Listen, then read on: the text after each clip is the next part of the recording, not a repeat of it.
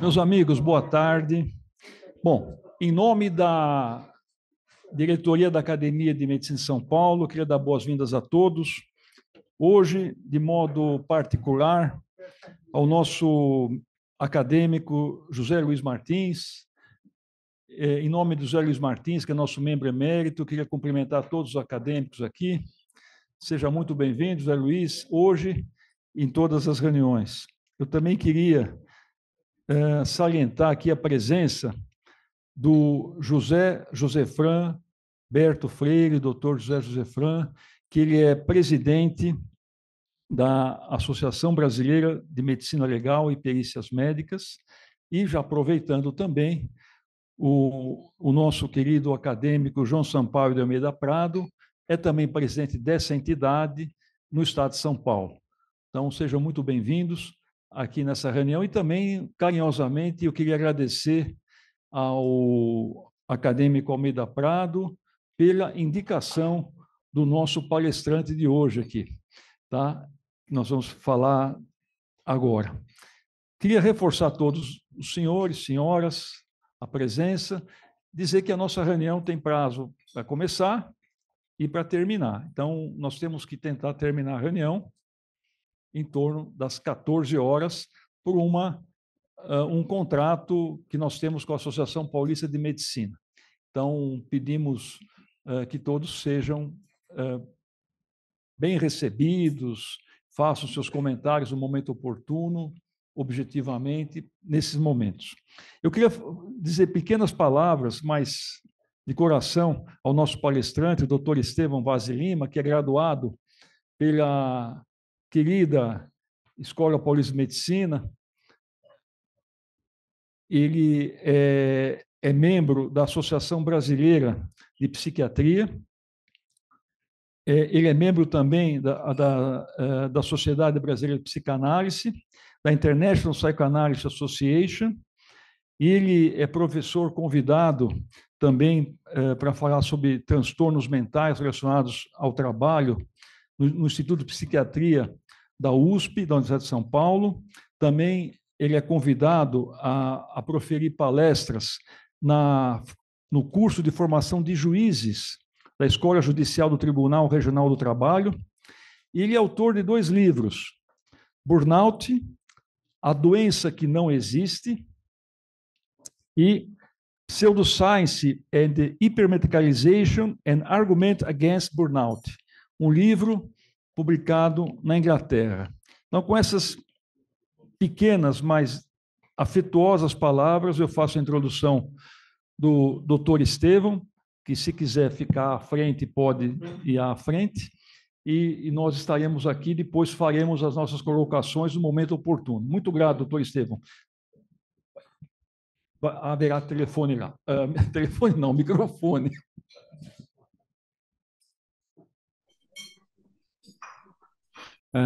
Boa tarde a todos.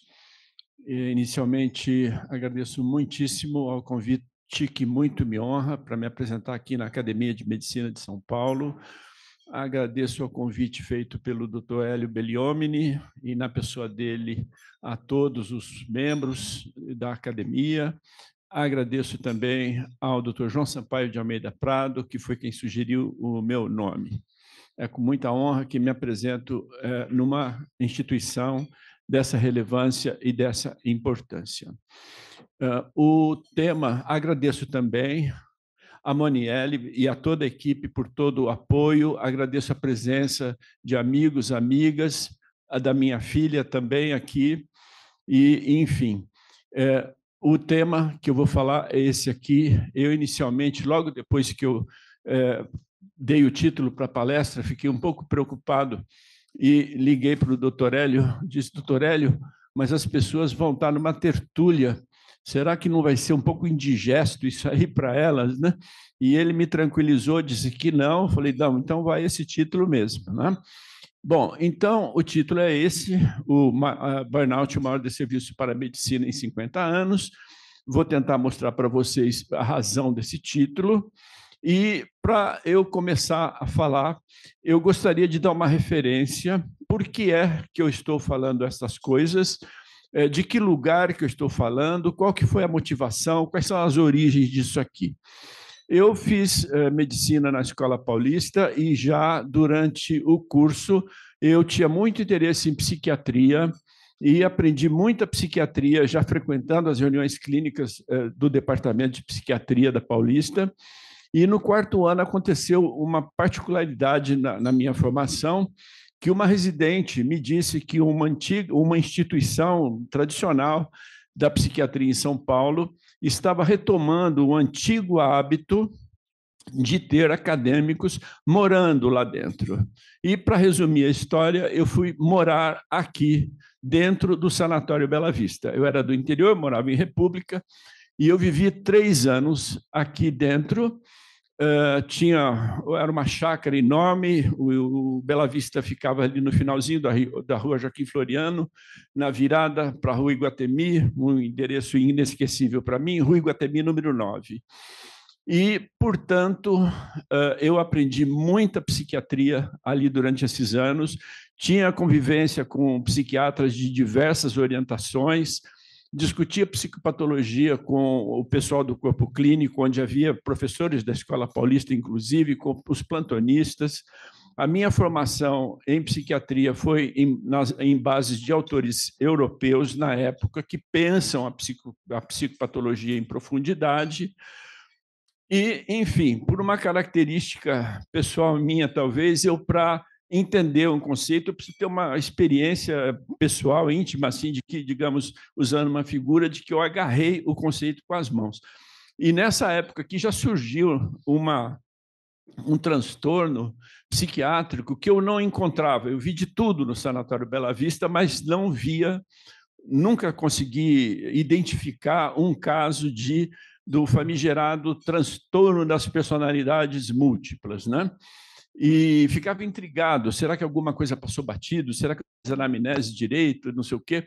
Mas, depois, nos anos 2000, esse transtorno revelou-se insustentável, foi esquecido, havia uma epidemia nos Estados Unidos desse transtorno, a epidemia desapareceu e, junto com ele, o próprio diagnóstico foi retirado do DSM. Bom, então, nessa época, eu as motivações iniciais, eu comecei a ouvir falar de burnout e, inicialmente, eu considerava, me parecia que era um conceito da psicologia social. Entretanto, havia muita coisa que tangenciava a minha área de psiquiatria e eu ficava intrigado com aquilo. Será que é uma nova entidade clínica que eu não conheço? Eu preciso saber o que é, portanto, né? E fui atrás disso. Comecei a estudar e foi se consolidando para mim de que aquilo não se configurava como uma condição psiquiátrica viável. Entretanto, né, a opinião pública abraçava o conceito de burnout com muita convicção, e eu me sentia mais ou menos lá como o transtorno das personalidades múltiplas, numa atitude indagativa, né, me perguntando, será que eu estou falando sozinho? Né? E eu percebia nitidamente que eu estava remando contra a maré, porque eu não via crítica nenhuma sobre o conceito de burnout. Né? Com o tempo, eu fui encontrando alguns autores críticos europeus e descobri também aqui no Brasil o Flávio Fernandes Fontes, esse moço, eu diria menino, porque ele é muito novo.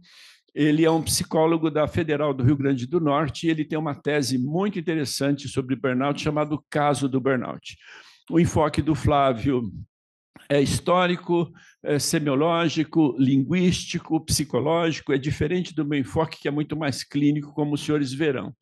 E o Flávio contribuiu muito com o meu livro, trocamos muitas ideias, ficamos muito amigos, inclusive. Posteriormente, em 2015, eu já estava assim, intrigado demais com o burnout. Eu fiz um curso de 1 ano no Instituto de Psiquiatria sobre transtornos mentais relacionados ao trabalho, e eu fiquei impressionado, né, que chovia burnout nesse curso. Era difícil o seminário onde não se falava sobre burnout.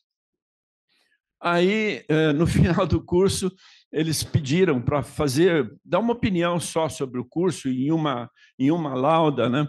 E eu escrevi 11 laudas sobre o burnout. Eu estava meio criado com esse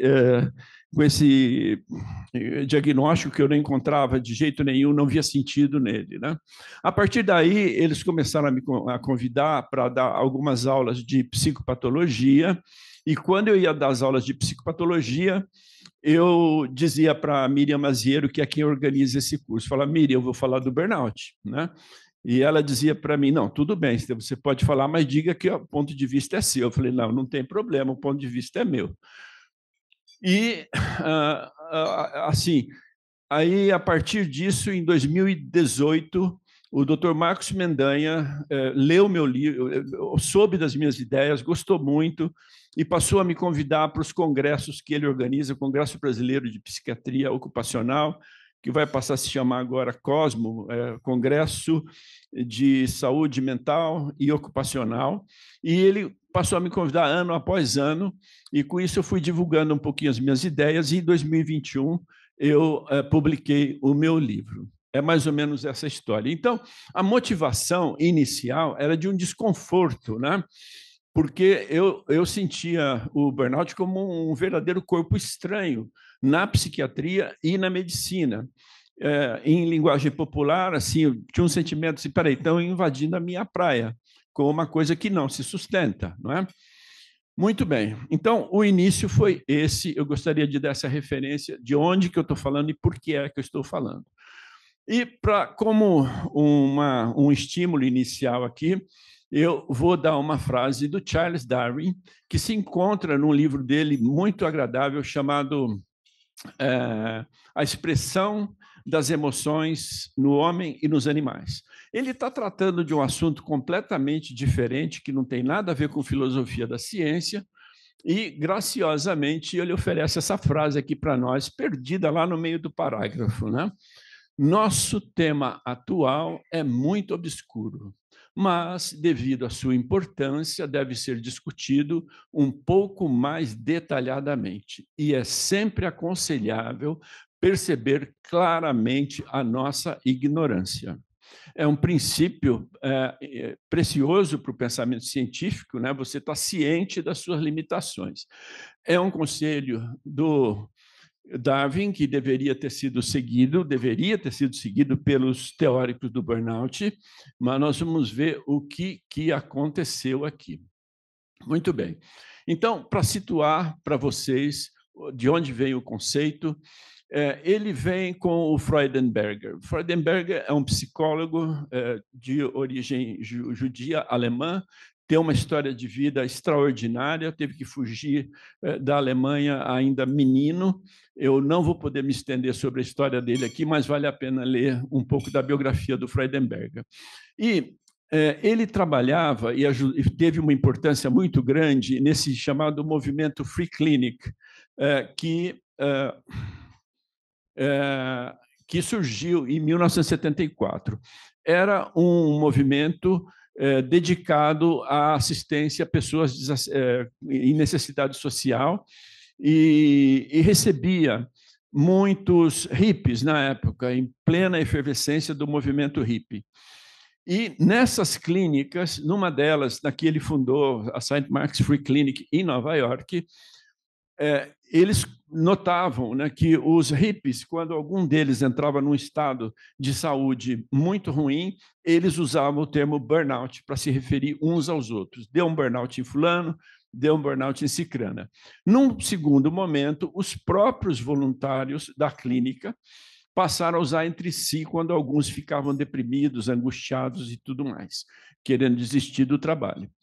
O Freudenberger se interessou pelo estado daqueles voluntários que sucumbiam lá a sofrimento psicológico e se interessou pelo conceito, começou a falar daquilo com terceiros, ele era psicanalista também, e houve repercussão, e a história começa mais ou menos por aí.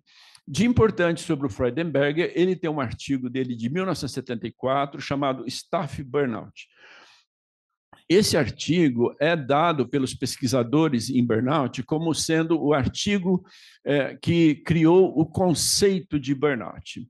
Sobre isso, é interessante observar que o Freudenberger escrevia de uma forma muito espontânea, muito informal. Ele não teve a preocupação de apresentar um conceito sistematizado sobre burnout. O artigo tem uma série de considerações mais ou menos variadas, tem aspectos autobiográficos dele, de tal modo que não dá para dizer que existe um conceito minimamente formulado dentro do artigo dele de 74. O segundo ponto sobre o Freudenberger é o perfil, isso vai ter importância na continuidade da conversa, é o perfil dos burnout out deles, né? Então, esses indivíduos que iriam desenvolver burnout eram carismáticos, impacientes, argutos, comprometidos, com talentos para liderança, poderosos, intensamente focados e invencíveis, realizadores de tarefas sobre-humanas, etc. Isso aqui, portanto, tratam-se de indivíduos incomuns, de indivíduos extraordinários. Portanto, seria esperado que poucas pessoas desenvolveriam burnout. E isso vai contrastar totalmente com o que vem depois dele, né? Isso aqui é de 74, e aí não tem a data aqui, mas em 1981 surge, então, através de uma psicóloga lá do outro lado dos Estados Unidos, uma psicóloga da Universidade da Califórnia, chamada Christina Maslach, ela cria um questionário que é central na conversa sobre burnout. Chama-se o Maslach Burnout Inventory, e que ela divide em 3 blocos. São 22 questões, divididos no bloco de exaustão emocional, despersonalização, ou cinismo, e realização ou eficácia profissional, que ela chama de o tripé multidimensional da síndrome. Muito bem. Sobre o MBI, algumas coisas. Primeiro, o conceito que nós usamos hoje de burnout é o conceito do MBI.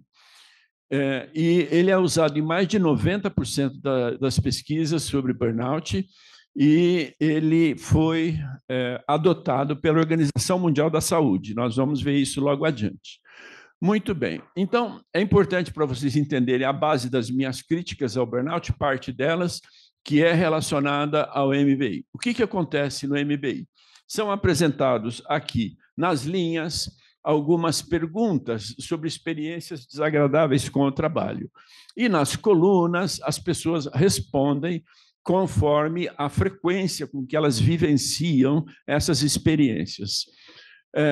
No manual de aplicação do MBI, aqui eu mostro só um esqueleto por razões de direitos autorais, mais adiante eu vou comentar isso, que também é relevante. Então, aqui ela diz no manual do MBI que o terço inicial do MBI resulta em burnout leve. Os resultados daqui correspondem a burnout leve. O terço médio a burnout moderado e o terço superior à direita a burnout grave. Bom, aqui nós temos o grande primeiro problema relacionado a esse conceito, que é o seguinte: 100% dos respondedores do MBI vão receber o diagnóstico, aspas, de burnout, no mínimo burnout leve, lá à esquerda do questionário. Eu vou mostrar, são 3 blocos, eu vou mostrar só o primeiro. Portanto, através do MBI, você não consegue concluir que alguém não apresenta burnout. 100% dos respondedores têm burnout.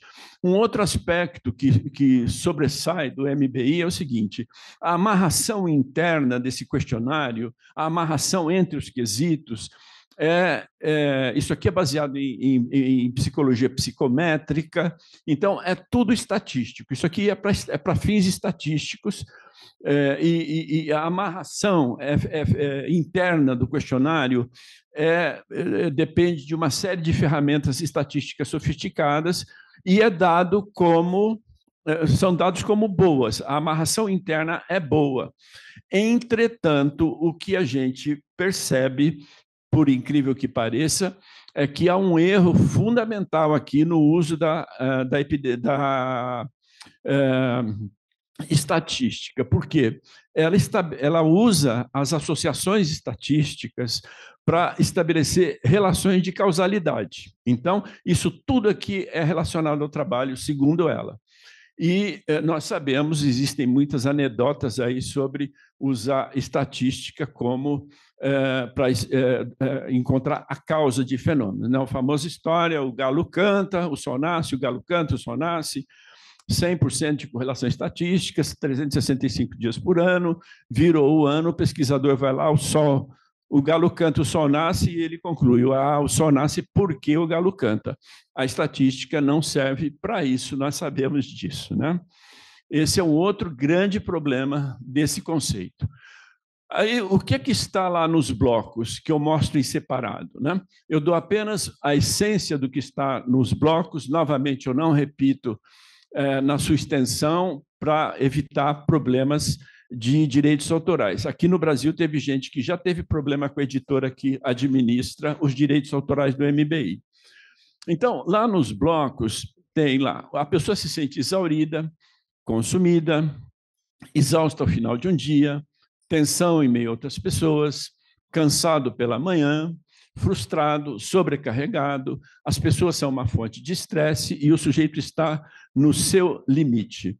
Todas essas experiências no MBI são relacionadas ao trabalho, lá no texto original do MBI. Bom, então, um psiquiatra que olha para isso aqui e considera, bom, essa pessoa que tem isso aqui todos os dias, ela não está bem. E é legítimo você supor que há indícios aqui mais ou menos inespecíficos e generalizados de que há humor polarizado para a depressão. Aí o que acontece? Os críticos estrangeiros do burnout, os críticos europeus do burnout, eles dizem que o burnout se confunde com depressão. Só que não existe uma forma somente, uma forma clínica de depressão. Existem muitas formas clínicas de depressão, nós sabemos disso. Com isso, o MBI, ele aqui, para quem estiver aqui na coluna 6 e apresenta esses sintomas todos os dias, todos os transtornos psiquiátricos e onde houver humor polarizado para a depressão, poderão receber aqui o rótulo de burnout. Vai virar tudo burnout. Quais transtornos são esses no primeiro bloco, para a gente passar rapidamente? As 4 formas de episódios depressivos, as 4 formas de transtorno depressivo recorrente, a distimia, as reações ao estresse, o transtorno misto ansioso depressivo e, dependendo das condições clínicas do paciente, o transtorno afetivo bipolar e o transtorno esquizoafetivo também, além de outros transtornos psiquiátricos, onde é muito frequente a ocorrência de humor deprimido, tipo TOC, transtorno obsessivo compulsivo, e os transtornos somatoformes. Bom, então, esse é um outro grande problema, né? Eu tenho dito que há cerca de 8 motivos que cada um deles isoladamente é suficiente para descartar burnout como uma condição médica e uma doença, ou como eu ouvia lá no começo, que eu ficava intrigado, né? Ele se refere a burnout como doença, moléstia, enfermidade, patologia ou síndrome. Muito bem. Bom, agora a coisa fica mais séria ainda. Por quê? Porque aqueles que estão aqui, que têm aquelas experiências algumas vezes por semana ou todos os dias, eles poderão receber o rótulo de diagnóstico, aspas, de burnout, embora apresentem transtornos psiquiátricos diagnosticáveis e consolidados. Agora, aqueles que estão aqui mais à esquerda, né, que apresentam essas experiências aqui de vez em quando, nós estamos falando, então, de experiências que são comuns da vida humana, são, na verdade, até esperadas na vida humana. Entretanto, estas experiências comuns da vida humana vão receber no MBI também o rótulo de burnout e vão, junto com os transtornos psiquiátricos, eventos comuns da vida humana, mais transtornos psiquiátricos, serão todos rotulados como burnout aqui pelo MBI. Agora, se nós deixarmos um pouquinho de lado o MBI e vamos falar do ponto de vista clínico, quais são os sintomas de burnout, né? E uma coisa que impressiona muito a gente, e me impressiona até hoje, quando você está lendo a literatura sobre o assunto, que há uma profusão de sintomas que são atribuídos ao burnout, uma profusão impressionante de sintomas que são considerados sintomas de burnout. Opa, o que eu fiz aqui? Nada. Ok. Então, aqui está essa pessoa aqui, o professor Schaufer, que merece uma referência, é o principal teórico da área. Esse livro que está indicado aqui embaixo é a Bíblia do burnout, para resumir em uma palavra. E ele fez uma compilação, e está aqui ele com uma cara indagativa, mas 132 sintomas, né? Ele fez uma compilação na literatura internacional e ele compilou, chegou a 132 sintomas que são considerados pelos diferentes pesquisadores como sintomas de burnout. Eu encontrei mais 8, o que dá o título a um dos capítulos do meu livro, que é a Síndrome, com 140 sintomas, né? Aqui, numa apresentação para médicos, é desnecessário comentar que isso aqui está mais para uma confusão do que para um conceito médico, uma síndrome no sentido médico da palavra. O resumo, eu vou ler apenas a última frase, é o seguinte: não existe semiologia médica para burnout, né?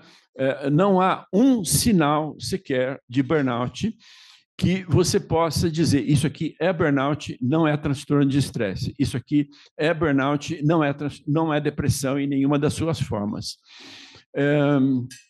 E esse é um problema. Eu não disse, vou dizer agora, o MBI ele é autodiagnóstico. A pessoa pode preencher, segundo as próprias instruções do manual do MBI, ela preenche e ela mesma chega à conclusão se ela tem burnout e em qual grau. Ou seja, é baseado em elementos subjetivos, né? Quanto à epidemiologia, evidentemente, é de se esperar que a epidemiologia sobre burnout seja muito variada, né? E é o que, de fato, nós vamos encontrar. Existe um estudo feito por estrangeiros aqui no Brasil sobre burnout em oncologistas brasileiros, né? E, então, o mesmo conjunto de dados aplicado ao MBI, etc., os mesmos dados de pesquisa, segundo os critérios de um determinado pesquisador, 68% dos oncologistas brasileiros apresentariam burnout, um critério mais relaxado. Num critério um pouco mais estrito, de outro pesquisador, dá 7%, ou seja, uma diferença de prevalência de mais de 60%, né? Vou citar apenas esse exemplo, haveriam muitos, mas vou citar o mais importante deles, que essa revisão sistemática publicada no JAMA em 2018, que é justamente sobre prevalência de burnout entre médicos. Esse estudo é um grande estudo que envolveu 182 publicações numa população de 109.628 médicos de 45 países, de 91 a 2018, 27 anos de pesquisa. As conclusões desse trabalho é que a prevalência geral de burnout variou de 0 a 80%. E eles identificaram, esses 182 estudos contêm 142 definições únicas para atender aos critérios gerais de burnout ou subescalas de burnout, lá os blocos do MBI, indicando discordância substancial na literatura sobre o que constitui burnout. Muito bem, esse artigo aqui, eu acho que tem inclusive brasileiro no meio dele, ele teve uma forte repercussão. O JAMA, no dia em que publicou esse artigo, publicou um editorial referindo-se e reconhecendo a importância da discussão proposta por esse artigo, por essa pesquisa, e o título do editorial do JAMA nesse dia Burnout em médico, um sério sintoma, mas do quê? Interrogado. E o próprio editorial lembra que essa foi uma das conclusões também do trabalho, que é citado no editorial do JAMA, que os pesquisadores eles declaram, né, no final, que eles não conseguiram cumprir o objetivo da pesquisa deles, porque que era estabelecer a prevalência de burnout em médicos pelo mundo afora. Eles não conseguem concluir, alcançar o objetivo da revisão sistemática devido à disparidade enorme da prevalência e dos conceitos usados, né? Muito bem. Eu gosto sempre de dar o título. Esse aqui é um outro crítico do burnout, é o Renzo Bianchi, é um franco-suíço, atualmente trabalhando na Noruega, e eu gosto de dar o título do artigo dele, porque ele teve aqui assim, a felicidade de reunir apenas no título do artigo boa parte do espectro de problemas do burnout, né? Então, ele diz lá, síndrome do burnout, da indeterminação nosológica ao absurdo epidemiológico. Ou seja, se você não tem a doença devidamente descrita, circunscrita, com a possibilidade de fazer diagnósticos diferenciais, as conclusões epidemiológicas que você vai chegar, evidentemente, são absurdas, conforme as pesquisas mostram, conforme revela essa revisão sistemática do JAMA. E aqui, para nós terminarmos essa partezinha aqui, inicial, né? Isso aqui é um artigo da Jill Lepore. Jill Lepore é uma professora de história em Harvard, e ela escreveu, ela é uma intelectual muito respeitada, com muitos livros publicados, e enfim, e é colaboradora dessa revista onde ela publicou esse artigo, a New Yorker, e ela escreveu um ensaio chamado Burnout, Aflição Moderna ou Condição Humana. Vale a pena citar que o Flávio, que eu citei lá no início, é citado nesse ensaio dela, um ensaio muito bonito que ela escreve, e ela diz lá, numa frase dela no meio do ensaio, que é assim, né? Se você pensa que você tem burnout, você tem burnout. E se você não pensa que você tem burnout, você tem burnout, né? O que é absolutamente, né, coerente, a frase produz esse efeito mesmo, né, de humor, mas é coerente com o que você, de fato, encontra nas pesquisas. O MBI identifica burnout em 100% das pessoas.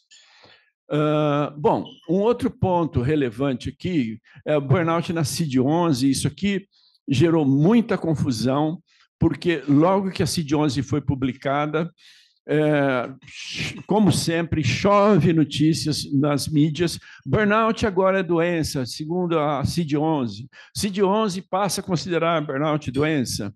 E tem gente que pensa que o burnout surgiu na CID-11, né? Então, vão algumas informações sobre isso aqui.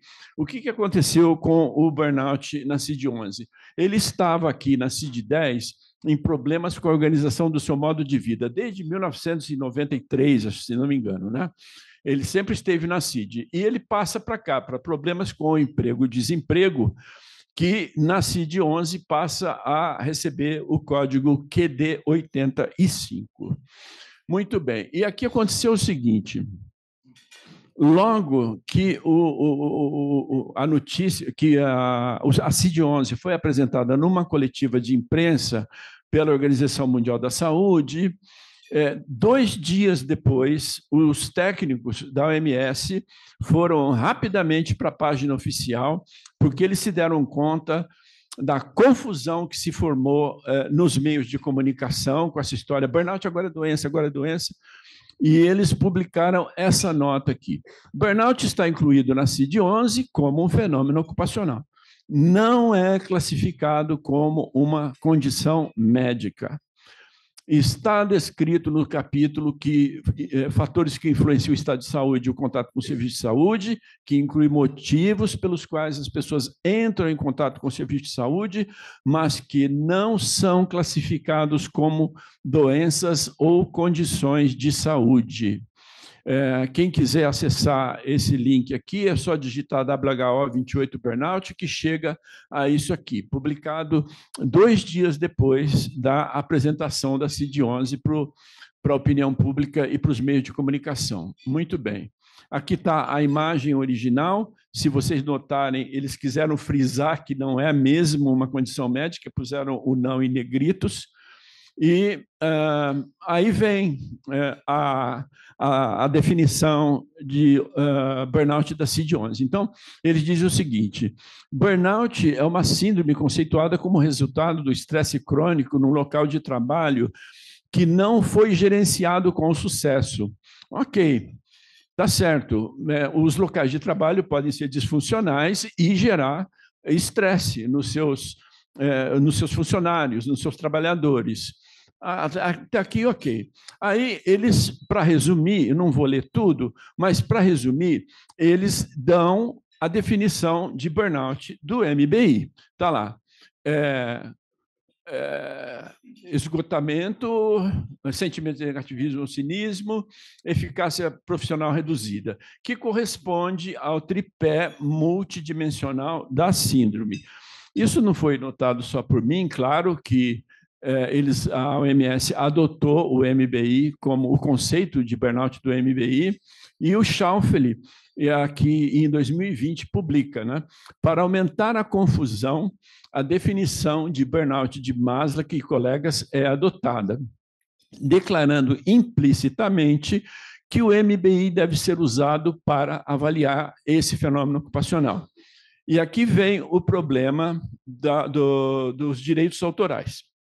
O MBI é trademark, é uma ferramenta que tem dono, é uma propriedade de alguém, é uma propriedade privada, é um bem particular e é rigorosamente protegido por direitos autorais. Aqui em Campinas teve gente que já teve problema com a editora por causa disso, a editora que administra os direitos autorais, né?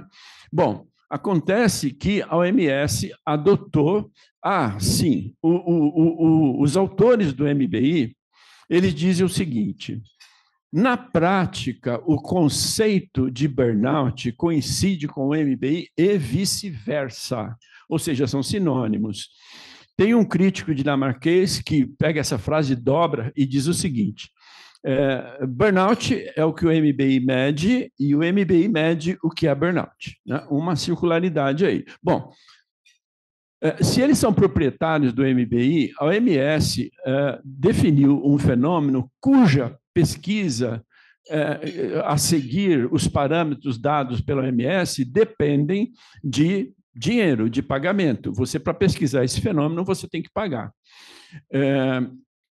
E aí isso abriria o leque para um outro assunto relacionado ao burnout, que eu não vou me estender sobre isso, mas que é a questão da indústria do burnout. Existe uma indústria do burnout, mas nós não vamos falar disso aqui hoje, né? Um outro problema da OMS é que, na minha opinião, ela importou para dentro dela toda a confusão do MBI burnout, né? Por quê? Porque depois dessa definição que eu mostrei para vocês aqui, na LACID não vem sempre inclui e exclui 2 colunas, aquilo que inclui, aquilo que exclui. Então, lá, quando eles dão a definição do que eles chamam de síndrome de burnout, abaixo vem o que exclui. Exclui depressão, transtornos de adaptação, ansiedade e transtorno de estresse e vivências de medo. Ou seja, como é que você pode excluir esses transtornos se a gente vê que o MBI pode rotular justamente esses transtornos como burnout? É uma grande confusão, né? Enfim. Isso aqui eu vou dar só a conclusão, não vou ler o texto todo, é uma conclusão que vai mais ou menos na mesma direção. Esses autores aqui que publicaram na Behavioral Science esse artigo, a conclusão deles é que seria inapropriado, aqui embaixo seria inapropriado, se não prematuro, introduzir o burnout como um transtorno mental distinto em qualquer sistema de classificação diagnóstica existente. E a grande confluência, e eu acho que, de certa forma, justifica o título, o maior desserviço para a medicina em 50 anos, é que essas teorias do burnout, elas atropelam, assim, violentamente, um pedacinho lá do primeiro mandamento hipocrático, né, que é, ao menos não cause dano, né? E com uma confusão dessas, uma síndrome que se confunde com 140 sintomas, que envolve 140 sintomas, tem 142 definições, é identificada em 100% das pessoas, as possibilidades de resultados iatrogênicos é ilimitada. Ilimitada. E não existe tratamento para burnout. Não. Os teóricos do burnout recomendam mindfulness, voltar para a academia e fazer yoga. Não, obviamente, não existe tratamento específico para burnout. Agora, eu gostaria de falar com vocês um pouquinho desse tema, a luz no fim do túnel, porque é o seguinte, a minha crítica é dirigida ao aspecto científico do burnout, né? Eu não estou questionando e nem desqualificando o sofrimento das pessoas, né? Nós lidamos todos os dias com pessoas que adoecem devido a determinadas condições e disfuncionalidades do ambiente de trabalho. E as pessoas, elas têm a liberdade de chamarem de burnout o que elas bem entenderem o sofrimento delas, né?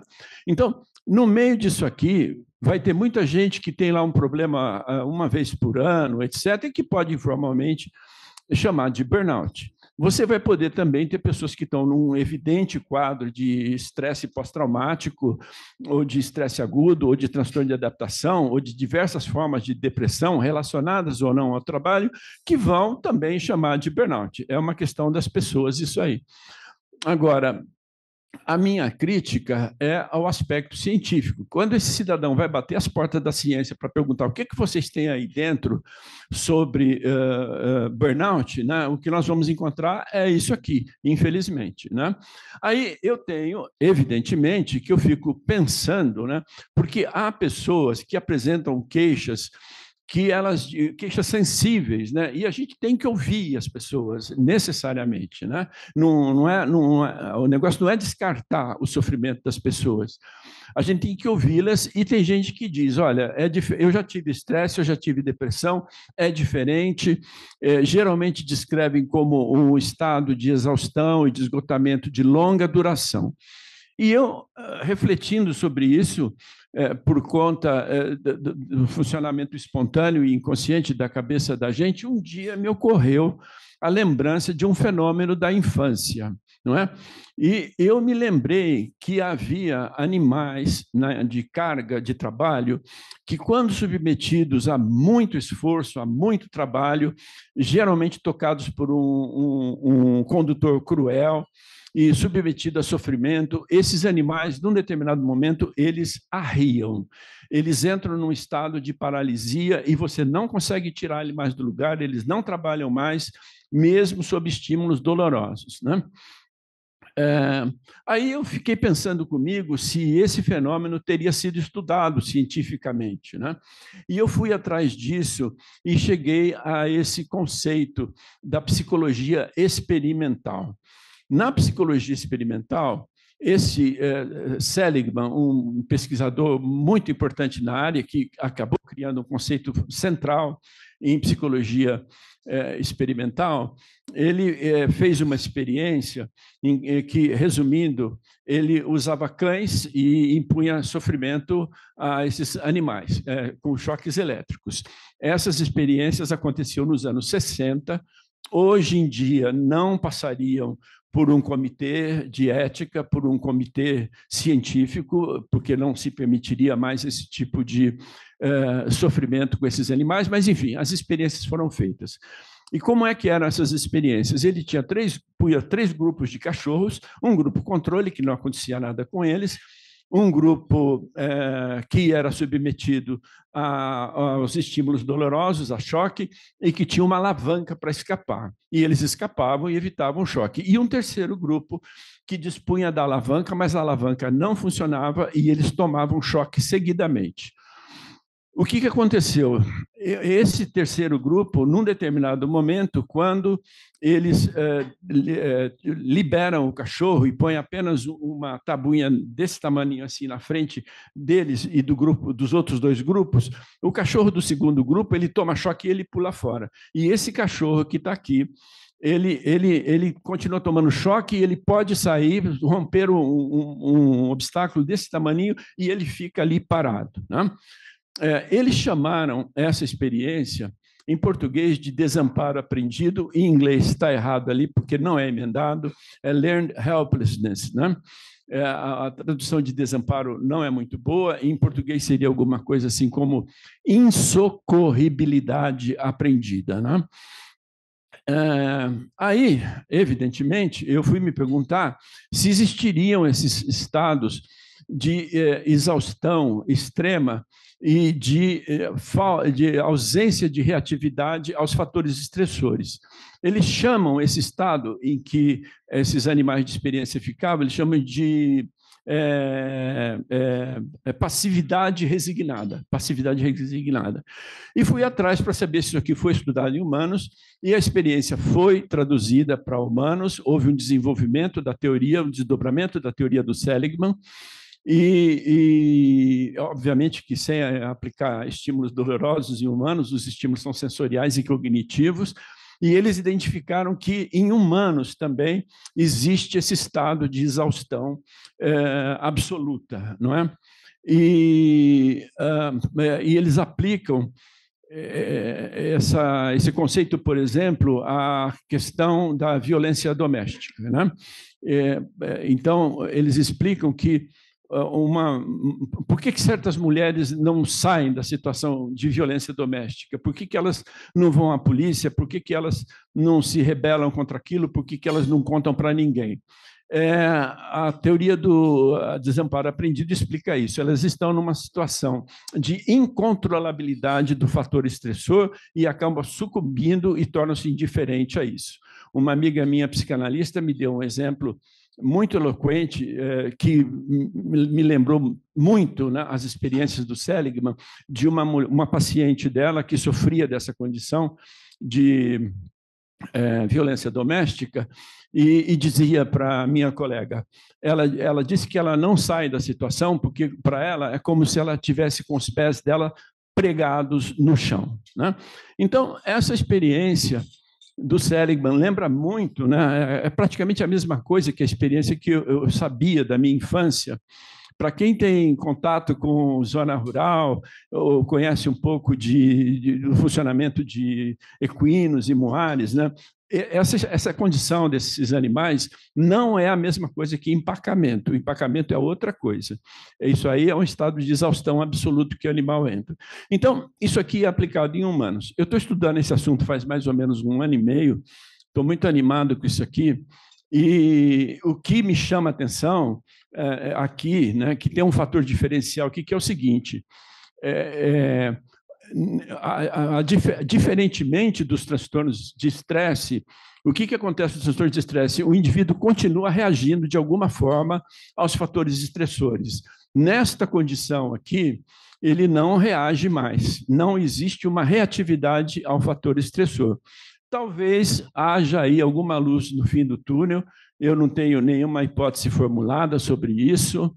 O dia que eu tiver, eu conto para o doutor João, Ele conta para o doutor Hélio e, se possível, eu comunico a vocês alguma ideia sobre o assunto.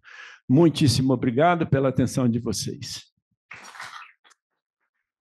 Parabéns, doutor Estevam, pela sua brilhante, didática e objetiva apresentação.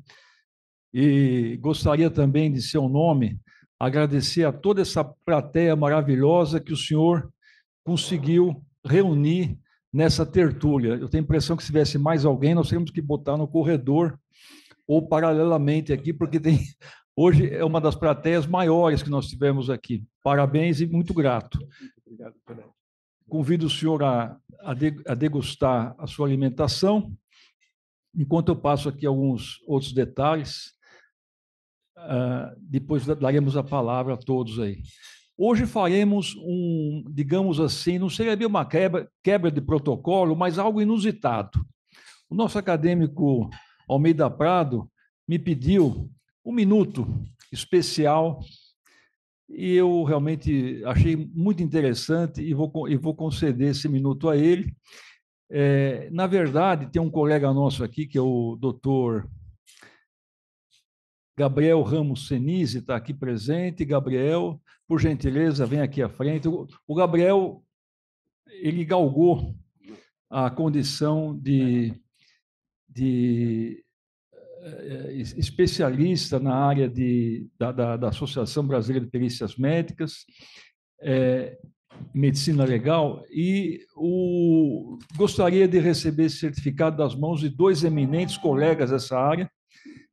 Faço questão que venham aqui à frente também, que é o doutor Josefran Berto Freire, que é o presidente dessa associação em nível Brasil, e o nosso acadêmico João Sampaio de Almeida Prado, que é o presidente dessa entidade em nível estadual. Então, por gentileza, aqui à frente.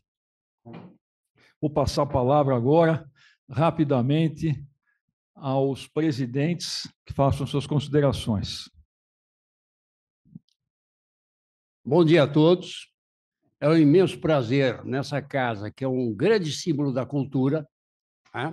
Lembrando que nós somos a academia por causa dos Jardins de Acádibos, onde Platão começou a sua célebre escola, e estamos aqui homenageando o jovem dedicado, estudioso, sabe, que aprendeu a carregar a pasta dos mestres e, com isso, ele está galgando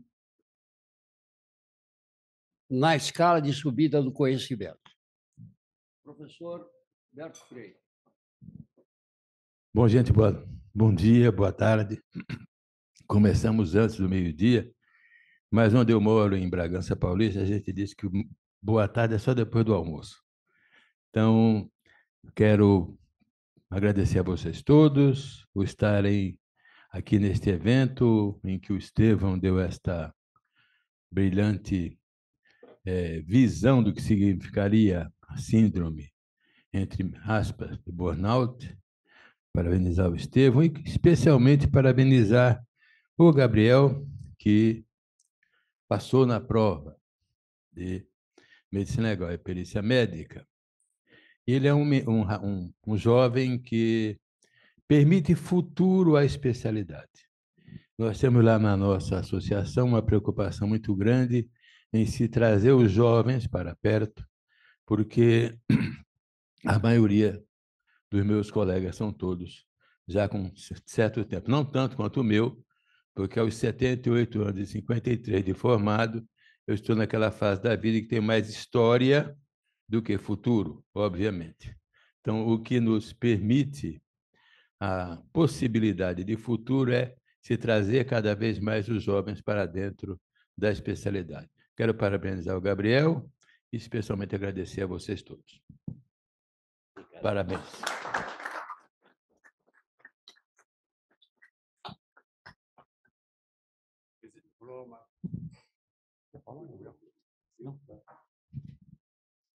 Muito obrigado a todos vocês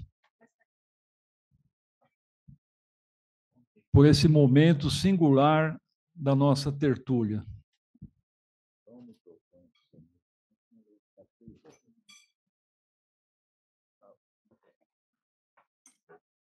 Parabéns, Gabriel. Parabéns. Seja bem-vindo. Venha sempre. Meus amigos, permitam-me alguns rápidos avisos enquanto o nosso palestrante degusta a comida aí. Eu queria, uma vez mais, agradecer a presença aqui dos acadêmicos Marilene e o Sérgio Libonati, que vieram prestigiar a cerimônia dos 90 anos da querida Escola Paulista de Medicina. Como vocês sabem, foi feito aqui uma reunião, um simpósio, no dia 10 do mês passado, em homenagem aos 90 anos da segunda escola mais antiga do estado de São Paulo, que é a Escola Paulista de Medicina. E foi realmente um momento memorável. Aqueles que não estiveram presentes e que não participaram e quiserem reviver esses momentos, é só acessar o site da entidade, está gravado em filme, né, obviamente, esse momento. Então, realmente agradeço uma vez mais à comissão organizadora, né, aos acadêmicos dessa comissão. Um deles está aqui presente, é o Walter Albertoni, enfim, ao Zé Luiz, a todos que estiveram presentes, o Baracá, que foi o presidente, ao Rubens Melfort também, membro dessa comissão, fizeram realmente um dia memorável. Então, e também agradeço a honra de darem à Academia de Medicina a primazia de coordenar... Recuperando direitinho, né? Esse evento. Então, em nome da Academia, muito grato por essa honra.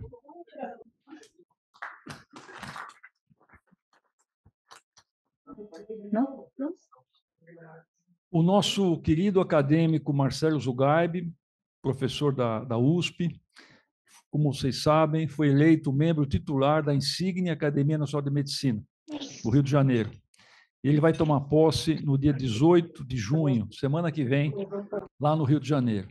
Então, com muita alegria, eu faço essa comunicação e também dizendo que o nosso acadêmico, ex-presidente José Luiz Gomes do Amaral, estará representando a Academia de Medicina de São Paulo nesse evento.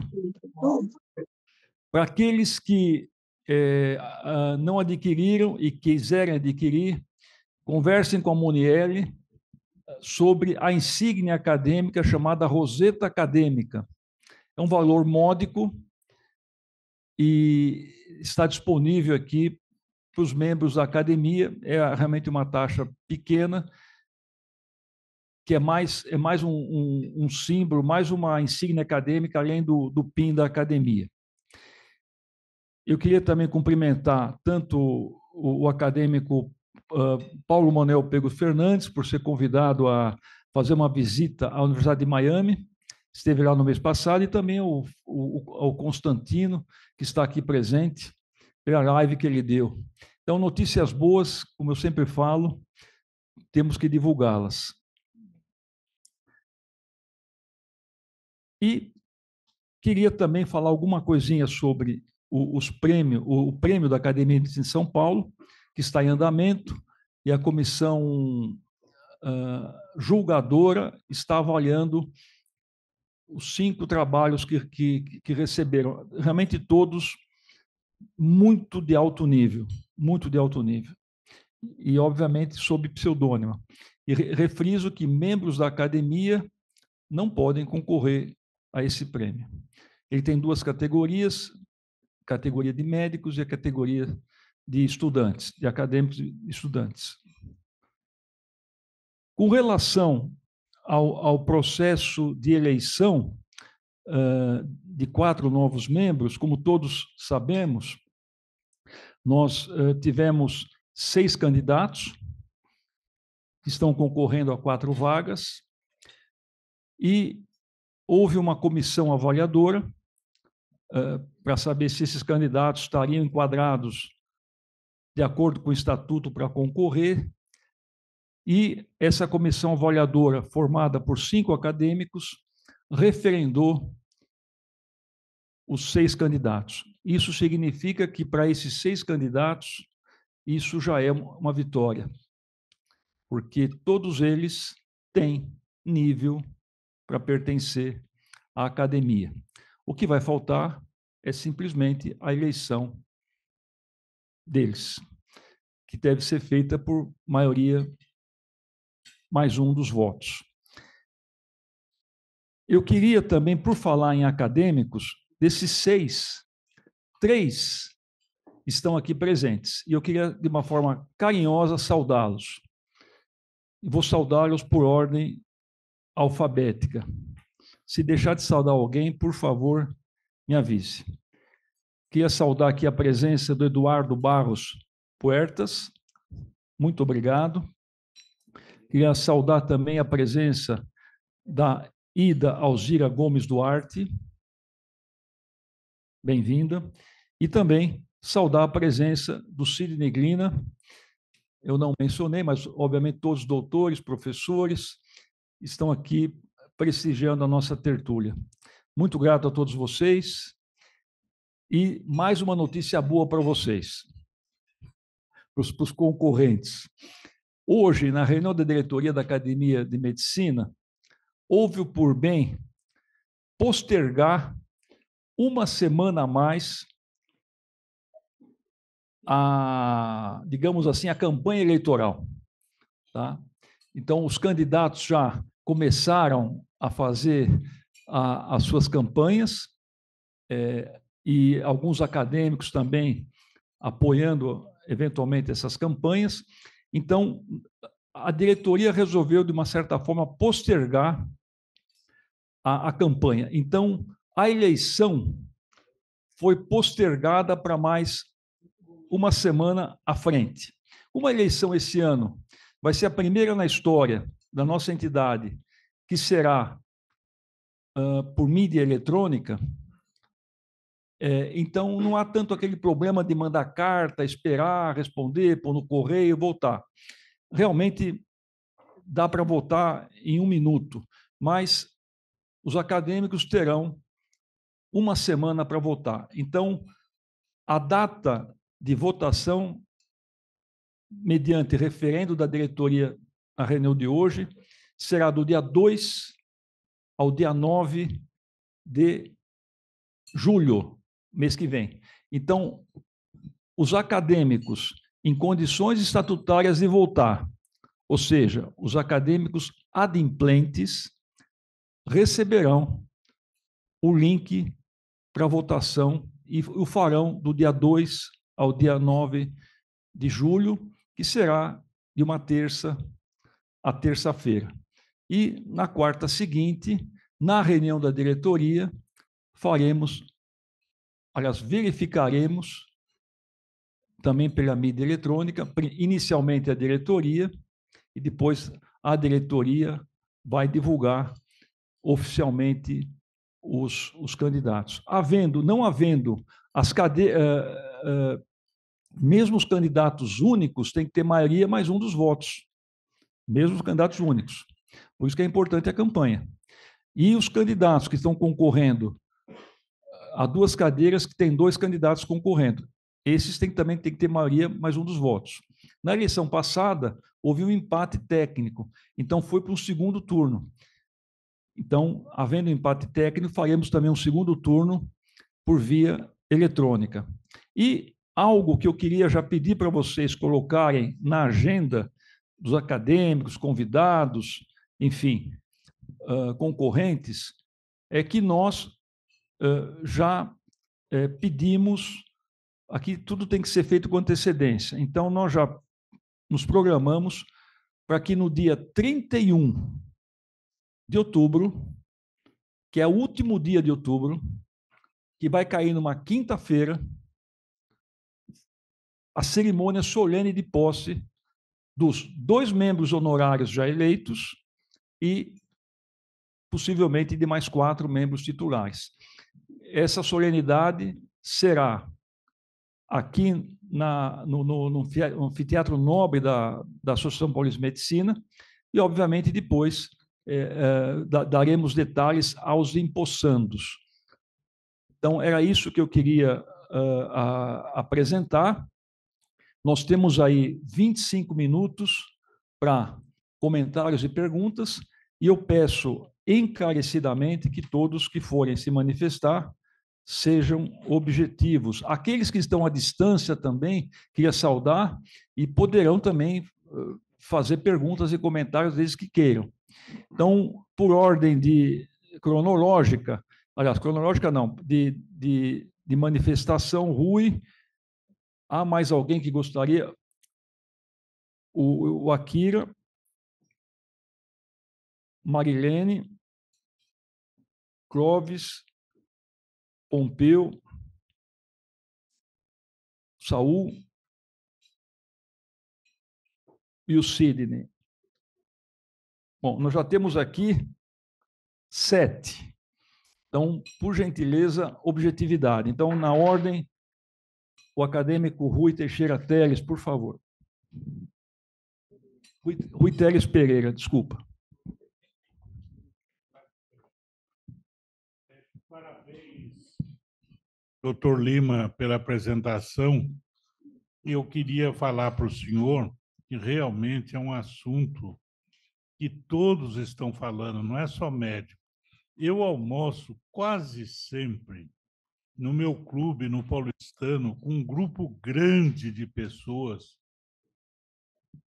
e tem um médico só, a maioria é advogado, empresários, fazendeiros, e todo dia eu almoço. E eu falei que hoje eu não iria, que eu viria aqui na academia.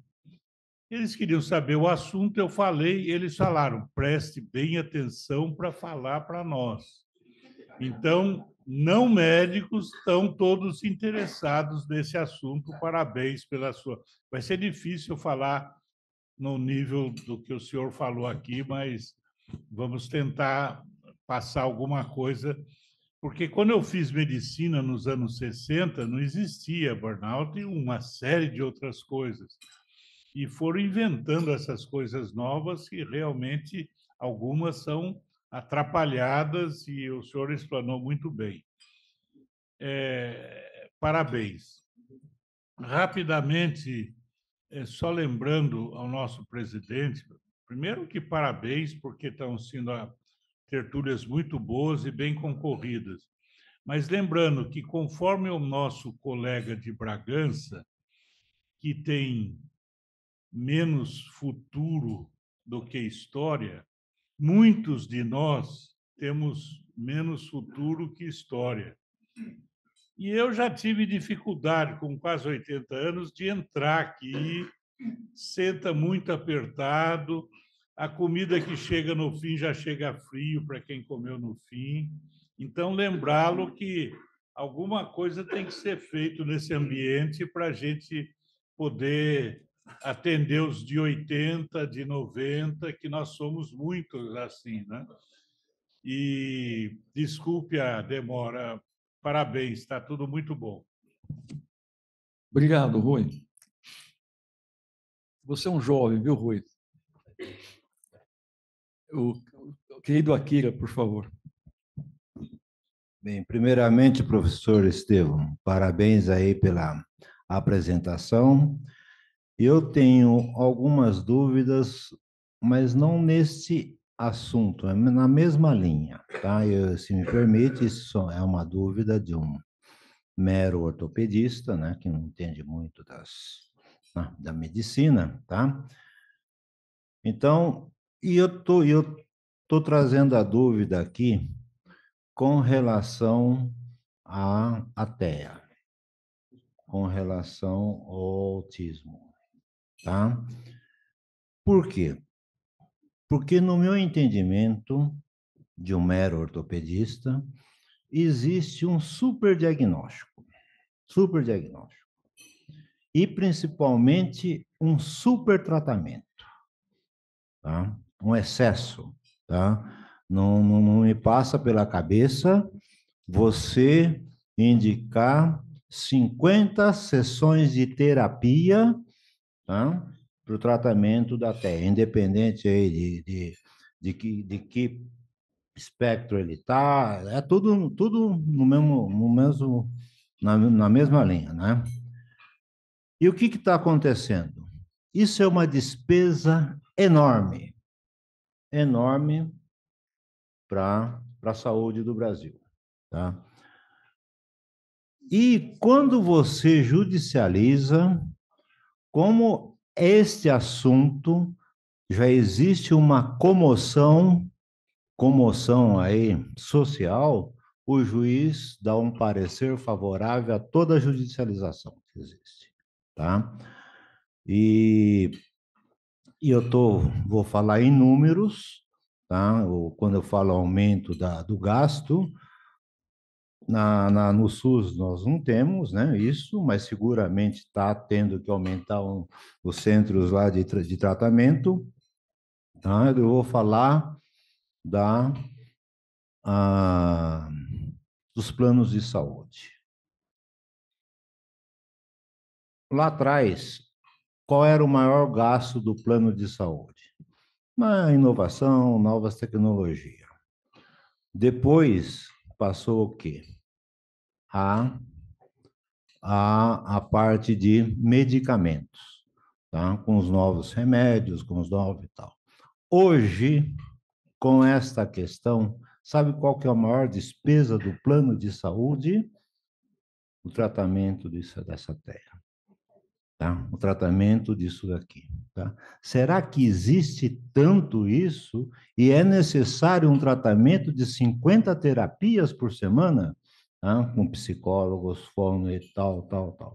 Então, isso está dando um problema econômico importante, né? Não sei se o senhor tem alguma noção, tá? O que é isso, se realmente existe, esse é o melhor tratamento e tal, né? Muito obrigado. Obrigado, Akira. Eu pedi para o doutor Estevão depois fazer uma resposta geral para nós não perdermos muito tempo. Marilene, acadêmica Marilene, parabéns, por doutor gentileza. Estevão, pela belíssima aula. Eu fiquei em dúvida da mulher que apanha do marido. Que o senhor falou, eu não entendi bem se elas fugiam ou se elas continuavam apanhando. Tá, ele vai responder, Marilene. A outra coisa, eu acho que se houver algum candidato aqui, seria bom que ele se apresentasse para a gente conhecer, né? É que, na verdade, vamos ver se dá tempo no final. Vamos ver se dá tempo no final. Eu já mencionei os nomes, tá? Se der tempo, a gente pede isso, tá ok? Acadêmico Clóvis Constantino, por favor. Obrigado, senhor presidente. Parabéns, professor Estevão,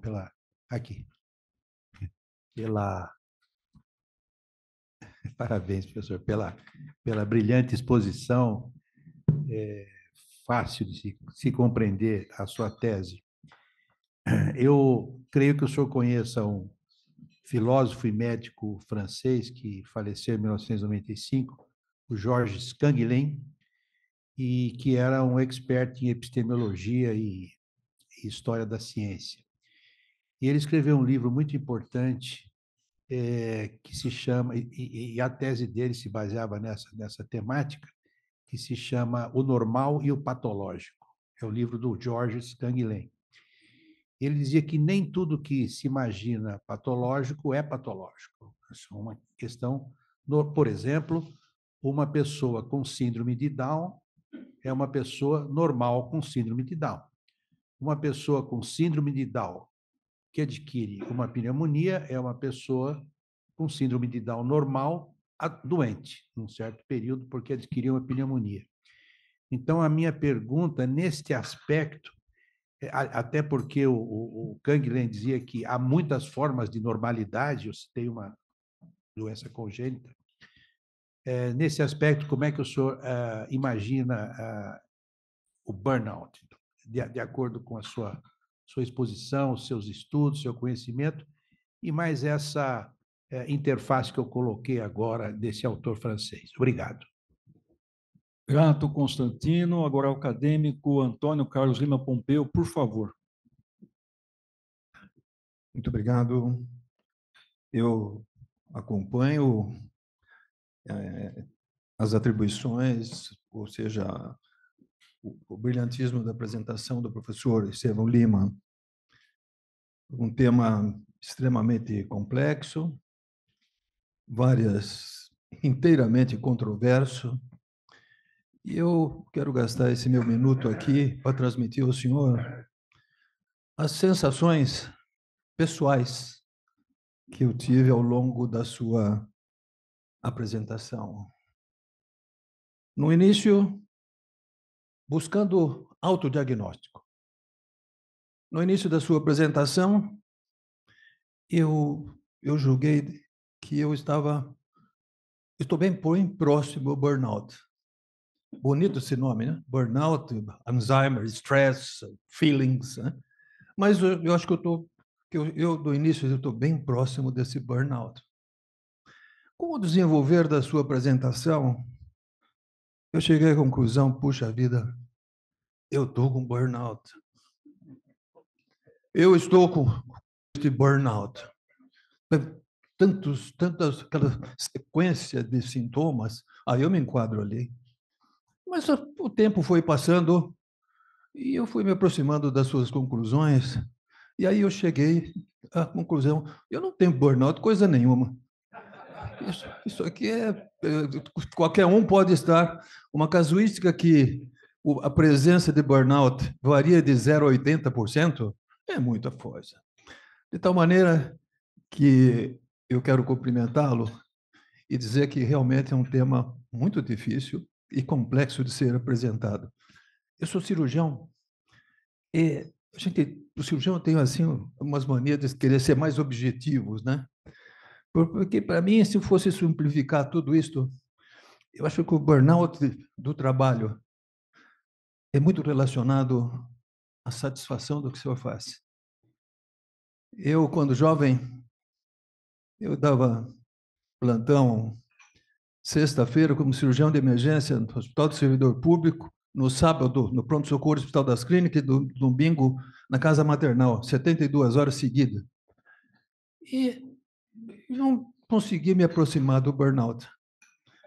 Então, porque nós sempre gostava muito do que fazia. De tal maneira que eu confesso mais uma vez, eu não tenho burnout. Eu adoro o que faço. Adoro todos aqui onde eu estou, a minha sociedade, a minha família e o que eu faço. Obrigado, professor. Muito obrigado, Pompeu. Com a palavra agora o acadêmico Saul Cipel, por gentileza. Enquanto a Monier está levando o microfone para o professor Cipel, eu queria convidá-los a todos à participação no próximo mês, que será no dia 10 de julho, a próxima tertúlia, e o tema também vai ser muito interessante. O desafio do tratamento... Viu, Rui, presta atenção, você falou de 80 anos, aqui, ó. O desafio do tratamento da surdez no século XXI. Quem vai proferir essa palestra...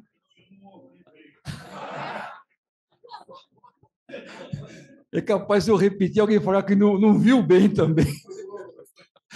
Mas quem vai proferir essa palestra é o nosso acadêmico Ricardo Ferreira Bento, membro da academia há muitos anos, e também professor titular de otorrino da USP.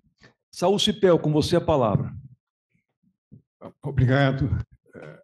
Estevão, foi um prazer rever você aqui depois de uma longa data. Nós vamos só nos revendo através de vídeos e outras apresentações, mas você conserva essa qualidade do conhecimento explícito de forma compreensível e tentando lidar com essas questões dos transtornos, que também, eu acredito, transtornos do neurodesenvolvimento e que se expressam, com as quais nós temos agora um contato muito grande com as crianças, desde os primeiros meses de vida, enfim, primeira infância, que é algo onde proliferaram os transtornos de desenvolvimento.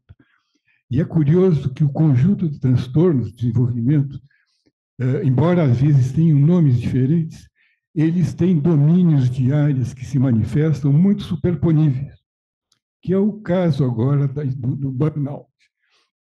Eu queria ouvir a sua opinião como o senhor considera, ou você considera, que esse diagnóstico do burnout, ele é um diagnóstico que surge exclusivamente no desenvolvimento de uma pessoa ou ele tem um histórico? Essa pessoa já vem com problemas prévios de ordem emocional, de ordem psíquica, e diante de situações de solicitação mais extrema, solicitações traumáticas, acúmulo de solicitações, enfim, ele passa a ter uma vivência mais grave dos seus aspectos emocionais, mais ansiedade, picos de ansiedade, enfim, que levam a essa manifestação. Seriam pacientes já ou pessoas com estado depressivo crônico, aos quais isso se agrega?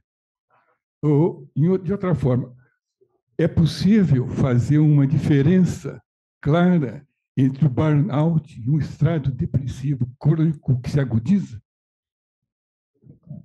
Obrigado, Sr. Cipel. Agora, para finalizar essa rodada, e realmente nosso tempo está indo para o final, eu vou passar a palavra ao doutor Sidney Glina, que faça as suas considerações, por favor.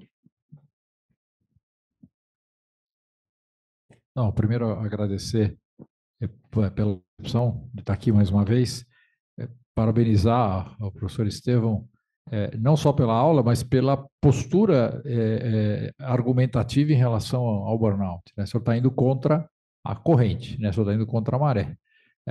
E a minha impressão, eu tenho um pouco do que o Pompeu falou, o burnout é uma coisa geracional. Eu acho que ela, não geração de idades, mas de tempos, né? Então, hoje a gente tem internet, a gente tem muita coisa, e são insatisfações que vão se somando, né? Eu, quando era R1, eu também dava plantão a cada 36 horas e não me lembro de ter ficado infeliz nem um minuto, porque eu estava atrás de um objetivo, eu tinha recompensas, eu operava, eu gostava do que eu fazia. Então, acho que tem um pouco o mundo está muito chato, né? E eu acho que isso acaba somando e gera uma situação desse tipo. Parabéns. Obrigado. Obrigado, Sidney. Então, passo a palavra agora ao doutor Estevão, que faça suas considerações finais. Alguém pediu mais a palavra? Não, não pediu. Alguém? Aida, você pediu a palavra, Aida? Não, tá. Por gentileza, Estevão. Tá bom, então eu vou tentar responder aqui, respeitando o tempo que o senhor nos... o combinado aí com a APM, né? Vamos lá.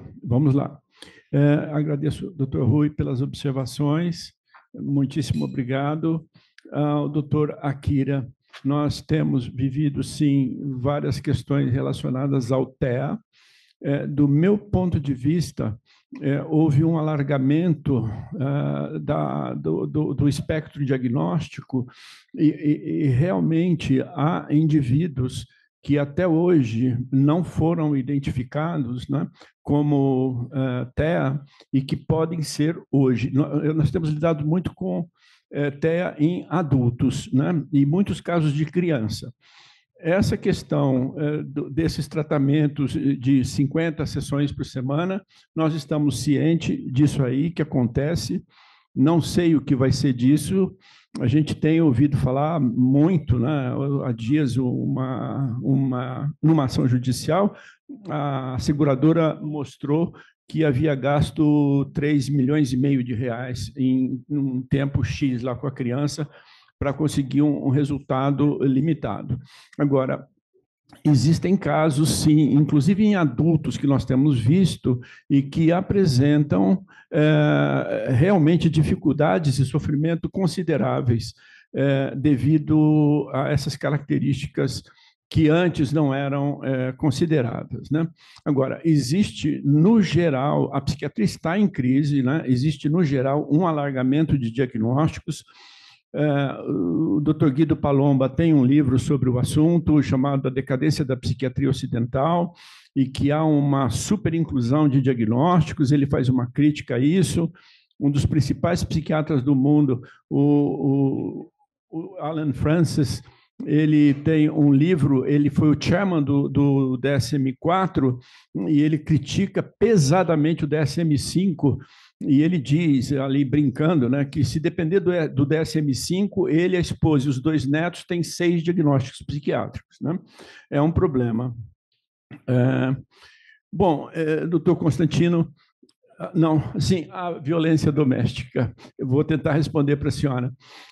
O que acontece, a teoria mostra, né, as explicações são um pouco mais complexas, porque é um ciclo da violência doméstica que se repete, e o que os pesquisadores verificaram é que, da mesma situação que os animais de experiência, que eles ficam submetidos a uma situação de incontrolabilidade dos fatores estressores, não é? Eles acabam arriando. E mulheres sob violência doméstica, eventualmente, também podem simplesmente desistir e entrarem numa situação de passividade resignada, não é? Foi como disse a minha colega psicanalista, a mulher que disse para ela que vivia sob violência doméstica e ela sentia que tinha os pés grudados no chão, né?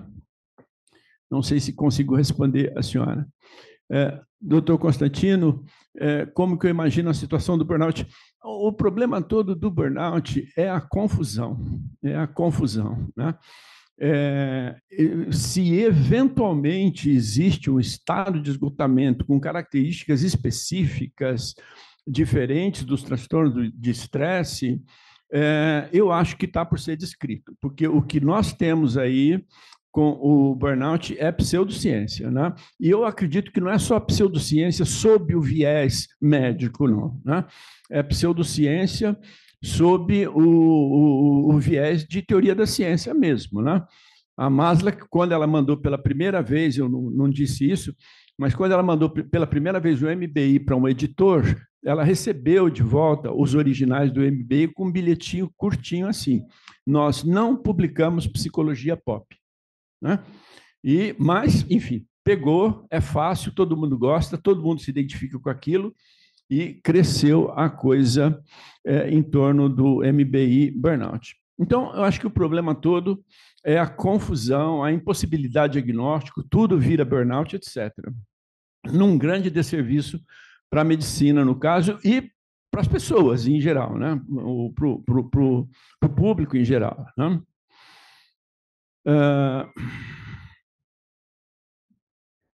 De nada. Doutor Antônio Carlos Pompeu, parabéns, o senhor não tem burnout mesmo, né? Ótimo, né? E isso é muito importante, a questão da satisfação, e o senhor não está falando sozinho, tem muita gente que diz isso, né? O problema é uma insatisfação com o trabalho, né?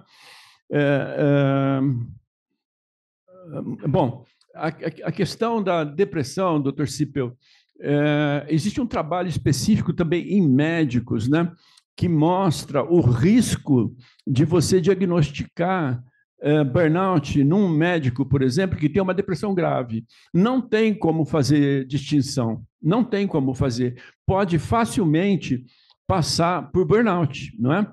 E aí vai acontecer o seguinte: se esse médico, por acaso, comete o suicídio, ele vai para as estatísticas do burnout e vão dizer: olha aí, o burnout provoca suicídio, né? Fica por conta do burnout. Não tem como fazer diagnóstico diferencial entre o burnout e, na verdade, praticamente nenhum diagnóstico psiquiátrico. Não tem especificidade, né? Doutor Sidney, muito obrigado pelas observações. Eu acho que é isso mesmo, a questão da satisfação com o trabalho, não é? É importante, e agradeço muito suas observações, e muito obrigado. Doutor Estevão, obrigado. Saul, você quer falar? 30 segundos para o Saul, porque eu vou quebrar um protocolo, e logo em seguida ao Saul, eu vou dar 1 minuto para que cada um dos membros que estão concorrendo se apresente. Em atenção à nossa querida Marilene, quebrando o protocolo. Então, Saul, por gentileza. Obrigado, Hélio. Eu acho que assim, um pequeno comentário. Eu tenho visto que nas áreas que lidam com situações dessa complexidade, que afetam pessoas, A questão do diagnóstico está sendo assim, conduzida de maneira muito reducionista. Reducionista no sentido de que são aplicados testes, são aplicados, como você mostrou claramente, Estevam, a característica daquele quadro que tem inclusive é proibido, você precisa ter autorização para usar e marcar. E ainda tem o seguinte, então tem o burnout leve, tem o burnout médio e tem o burnout grave.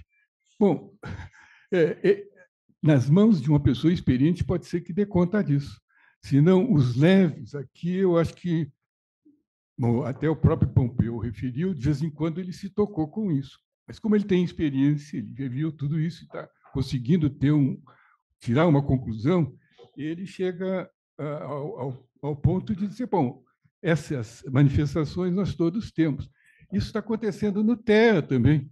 O TEA agora, no DSM-5, criou o número 1, o TEA2 e o TEA3. Bom, com o TEA, da maneira como era qualificado antes, já era uma confusão enorme.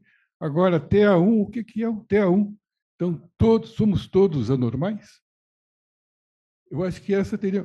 Dificilmente, quando você pega no resumo, eu acho que no contexto todo, no final do caminho, você tem assim essa questão, essa interrogação. Existem pessoas normais? E foram, inclusive, algumas coisas críticas nesses últimos livros que você citou. Muito obrigado. Obrigado, Cipel. Bom, já são 14 horas, e atendendo ao pedido da Marilene, que realmente não é o motivo aqui dessa reunião, e também não é motivo de manifestação de apoio a esse ou aquele candidato, aqui não é o fórum para isso, nós daremos a palavra 1 minuto em atenção acadêmica Marilene a cada um dos concorrentes, que faça uma sucinta apresentação. Então, por ordem alfabética, doutor Eduardo Barros Puertas, por favor. Bom, boa tarde, eu sou membro da Escola Paulista de Medicina, eu faço cirurgia de coluna, eu sou aposentado já, professor titular. Eu que criei o grupo de coluna na Escola Paulista, a pedido do professor Laredo, do professor Marino Nazarés, que depois o professor Walter Robertoni deu sempre uma força muito grande para nós. E eu estou me candidatando porque eu acho extremamente interessante o que ocorre aqui. Muito obrigado. Muito obrigado. Por gentileza, agora a doutora Ida Alzira Gomes Duarte. Boa tarde a todos. Eu sou da Santa Casa de São Paulo, sou formada pela Santa Casa, sou da 12ª turma, eu sou dermatologista, tive participação da Sociedade Brasileira de Dermatologia e tal, e eu fui indicada por uns colegas aqui da Santa Casa e eu estou aqui para concorrer e ficar muito feliz de participar desse grupo. Obrigada. Muito grato. Muito grato. E agora, por final, ao doutor Sidney Glina. Boa tarde de novo. Acho que todo mundo me conhece, porque eu já estou na minha 3ª eleição, né? Porque eu empatei 2 vezes, acho que foi inédito na história da academia. E eu sou professor titular de urologia da Faculdade do ABC, sou pró-reitor de pós-graduação, pesquisa e inovação lá da faculdade. E como vocês veem, eu quero entrar muito na academia. Muito obrigado. Muito grato. Olha, os 3 candidatos merecem nota 100, porque eu dei 1 minuto e eles falaram em 30 segundos. Parabéns aos 3 candidatos. Não, cada um falou em 30 segundos. Então foi ótimo, ou seja, são ótimos. Bom, antes de terminar a reunião, eu queria dar um mimo, que é o nosso certificado, ao professor Estevão Vaz Lima. Muito grato pela sua presença. Obrigado, senhores. Muito grato a todos. Nós estamos concluindo a reunião com apenas 2 a 3 minutos de atraso. Muito grato e parabéns a todos vocês e muito obrigado pela presença.